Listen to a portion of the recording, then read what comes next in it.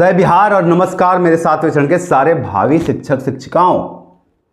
आज मेरे पीछे जो बैनर लगा है वो आप देख रहे होंगे, जिसमें निर्वस्त्र होकर मजबूर होकर आप ही के साथी आपकी सातवें चरण की भर्ती की लगातार मांग कर रहे हैं। और हालत ये हो गई है कि अब ये अपने वस्त्र उतार करके भी प्रदर्शन कर रहे हैं। आज 10वां दिन है प्रदर्शन का, लेकिन सरकार के कानों पे जू नहीं रुक रही है। बस मीटिंग्स, कैबिनेट मीटिंग्स और मुख्यमंत्री जी के चुनावी जुमले जो कहीं भी जाके कहे आते हैं पिछले 1 साल से कि बस बस कर रहे हैं, जल्दी ही करने वाले हैं, मंदिर वही बनाएंगे, पता नहीं बताएंगे, और यही होता आ रहा है। हालांकि एक अच्छी बात यह है कि हमारे PIL की डेट मिल गई है। डेट थोड़ी लंबी है लेकिन फाइनली डेट मिल गई है, इसके बारे में बात करेंगे। लेकिन आप सबसे मैं एक चीज सबसे पहले कहना चाहता हूं, आप लोग भी साथियों किसी ना किसी मानसिक विकार के ना रीढ़ी हो गए हैं। आप लोग को आदत हो गई है, आप लोग को बर्दाश्त करने की आदत हो गई है, आप लोग को पीछे ही रहने की आदत हो गई। आज ये साथी जो लड़ रहे हैं, कपड़े उतार के लगातार 10 दिन से प्रदर्शन कर रहे हैं पटना में, गर्दनी बाग में, आप देखिए कोई उनके साथ कितने लोग खड़े हैं। भर्ती क्या सिर्फ उन 10,000 उन 200-400 लोगों को चाहिए क्या?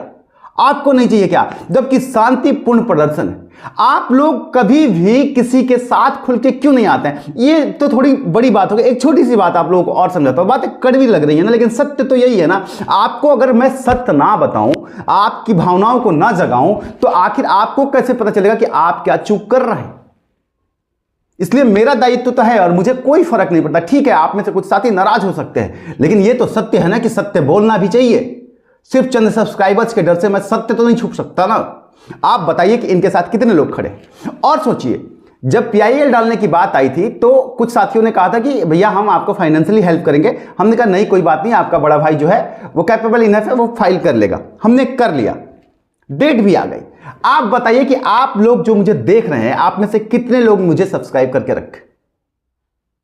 आप लोगों में से कुछ साथी तो मेरा समर्थन करते हैं, लेकिन अपने ही भाई को कुछ लोग समर्थन नहीं देते। एक बड़ी आवाज बनने से खुद ही आप लोग रोकते हैं कि क्यों भाई, 2 लाख की भर्ती है, 5 लाख कैंडिडेट हैं। और ये देखिए कि आप लोगों ने मुझे भी उतना ताकतवर नहीं बनाया, उतनी बड़ी आवाज नहीं दी। एक सब्सक्राइब का बटन जिसमें 1 रुपया नहीं लगता है, उसे भी करने में आपको दिक्कत होती है। आप में से कुछ साथियों को तकलीफ होती है। इस मानसिकता से बचिए, क्योंकि ताकतवर बनना ही पड़ेगा, साथ में आना ही पड़ेगा, आवाज को उतने दूर तक पहुंचाना ही पड़ेगा। ये आप समझिए। जब आप एक नॉर्मल सा लाल बटन नहीं दबा पाते, अब आपको लगेगा अच्छा देखो ये तो सब्सक्राइबर बढ़ाने की बात कर रहे हैं। अरे नहीं मेरे बड़े भाइयों, नहीं बहनों, नहीं। बात है बुलंदी की, ताकत की। जब हम साथ आएंगे, आवाज बड़ी होगी, एक बड़ा प्लेटफॉर्म मिलेगा, तो सबकी आवाज दूर तक जाएगी। ये बात है मेरे साथियों। एक बार 7वें चरण की भर्ती आ जाए, आप सब लोग अनसब्सक्राइब कर लेना भाई, लेकिन इस लड़ाई में अपना जी जान तो लगाओ। तो ये कहने का मेरा मतलब है कि सबको साथ आना चाहिए। जो बच्चे वहां गर्दनी बाग में लगातार आज 10 दिन से प्रोटेस्ट कर रहे हैं, हालत ये हो गई है ना कि एक तो फंडिंग नहीं है उनके पास, वो वहां बैठे हुए हैं, कोई उनकी मदद नहीं कर रहा, फाइनेंशियली हेल्प नहीं कर रहा, बच्चे वहां जा नहीं रहे हैं, सरकार 10 दिन से सुन नहीं रही है। आपकी ही तो लड़ाई लड़ रहे हैं ना वो। कब तक आप सब पर्दे के पीछे बैठ के सब देखते रहेंगे और समाचार सुनते रहेंगे? बिहार को आप भूल गए हैं क्या? या ये सरकारें आपको डरा देंगी क्या?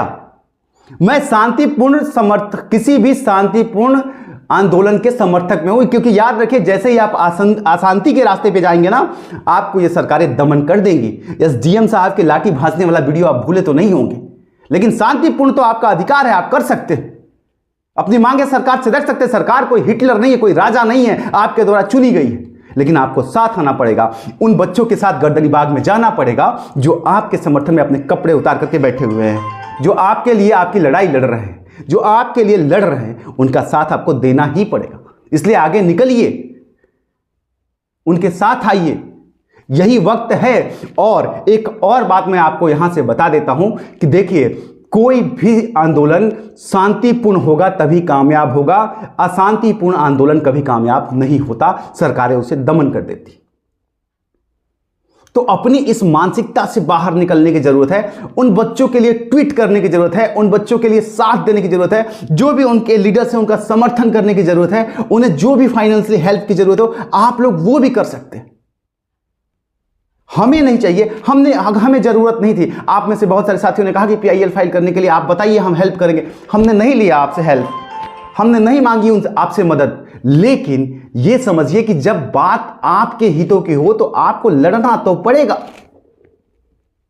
इसलिए साथियों अपने इस मानसिक विकार से बाहर आइए। अब आ जाते हैं आपकी अगले चरण की बात कि आप लोगों के 7वें चरण की भर्ती में क्या हो रहा है, कैसे चल रहा है। तो एक चीज समझिए कि यह सरकार पूरी तरह से इलेक्शन सेंट्रिक होकर के अपने इलेक्शन को नजर रख के और धीरे धीरे करके इस चीज को टरका रही है। और इसमें कुछ हमारे साथियों ने भी मदद कर दिया सुप्रीम कोर्ट में BTC वाला मुद्दा उठा करके, कि सुप्रीम कोर्ट ने भर्ती को अपने अधीन रख ली, सारी केसेस को अपने अधीन रख लिया और सरकार के पास एक स्टैंड है। तो कुछ गलतियां हमारी भी हो रही है क्योंकि हम में भी यूनिटी नहीं है।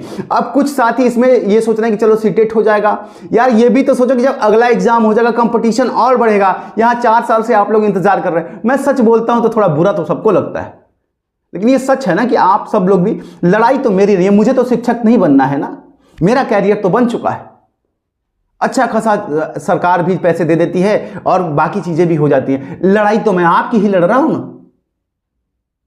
तो आपको तो अपने हक में आवाज उठाना पड़ेगा, आपको ट्विटर पे आना पड़ेगा, आपको इन गर्दनी बाग के बच्चे बच्चियों के साथ खड़ा होना पड़ेगा। जहां भी सरकार के नेता देखें वहां उनसे शांतिपूर्ण हाथ जोड़ के मांगना पड़ेगा। यही एक रास्ता है जनतंत्र में, वरना आपकी लड़ाई बेकार हो जाएगी। और ये बच्चे जो लगातार 14-15 दिन से बैठे हुए हैं ना, इनको आपके साथ की जरूरत है। बाकी आप लोग की मर्जी है, मेरा काम है आपको एक सही रास्ता दिखाना। मेरा तो रास्ता तय है कि मैं सरकार से बंधा हूं, मैं कानूनी प्रक्रिया में ही जा सकता हूं। किसी आंदोलन में हिस्सा लेना मेरे रूल्स के खिलाफ है, मेरा टर्मिनेशन हो सकता है या ये चीजें, इसलिए मैं ये तो नहीं कर सकता हूं, लेकिन आपको सही रास्ता दिखा सकता हूं। बाकी अब 12 दिसंबर की सुनवाई मिली है। अगर बिहार सरकार के वकील साहब को वक्त मिल जाए उस दिन तो आएंगे, नहीं फिर डीले का एप्लीकेशन लगाएंगे।